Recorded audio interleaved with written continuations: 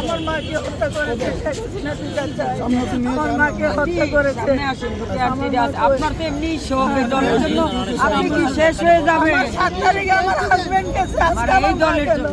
এই দলের জন্য, এই দলের জন্য আমার মা। খালেদা জিয়া অসুস্থ অবস্থায় এভার কেয়ারে ভর্তি হওয়ার পর থেকেই হাসপাতালের সামনে ভিড় করেছিলেন দলের নেতাকর্মী থেকে শুরু করে সাধারণ মানুষও। 1 মাসেরও বেশি সময় ধরে ছিল তাদের আনাগোনা। 30 ডিসেম্বর ভোরবেলায় সকালে এভার কেয়ার থেকে খবর আসে খালেদা জিয়া আর নেই। সে খবর শুনে কান্নার রোল এভার কেয়ার হাসপাতালের বাইরে।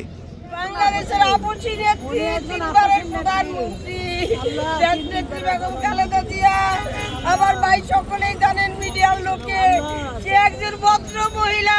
বারবার সবাই বলতো, হাজি সবচেয়ে বলতো যে ওনার মতন একটা ভদ্র মহিলা বাংলাদেশে হয় না, তার মুখে কোনো কথা নাই। হাসিনা হইলে কত কিছুই না বলতো। 5 আগস্টের পরে এত সাক্ষাৎ দিচ্ছে আমার ম্যাডাম, কোনোদিন হাসিনা প্রসঙ্গে খারাপ মন্তব্য করে নাই। 35টা বছর আজকে আমাদের ছেড়ে চলে গেল। আমি কিছু যদি করে থাকি সমস্ত আমার নামে মাকে দিয়ে দাও, তুমি আমার মাকে ক্ষমা করে দাও।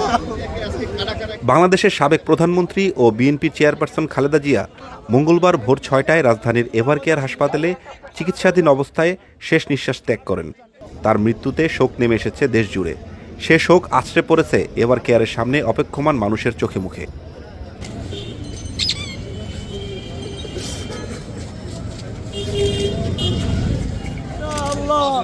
আমি আমার মায়ের জন্য এরকম কাঁদি নাই, আমি বেগম খালেদা জিয়ার জন্য কাঁদি।